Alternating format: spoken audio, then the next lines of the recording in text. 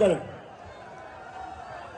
मैं यहां से पढ़ूंगा, आप वहां से रिपीट करेंगे और टेलीविजन पे जो जो लोग हमें देख रहे हैं वो भी हमारे साथ शरीक हो जाए। और आपने ऊंची आवाज में बोलना। बिस्मिल्लाहिर्रहमानिर्रहीम। हम हल्फ उठाते हैं कि पाकिस्तान के आइन की हमेशा पासदारी करेंगे। हम पाकिस्तान की खुद मुख्तारी का तहफ़्फ़ुज़ करेंगे कि हम कभी भी अल्लाह के सिवा किसी के सामने नहीं झुकेंगे और हम पाकिस्तान की हकीकी आजादी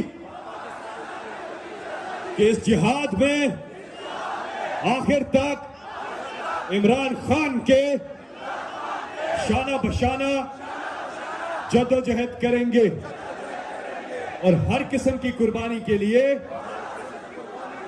तैयार रहेंगे। अल्लाह हम सबका हामी और नासिर हो। तलबाई इस जबरदस्त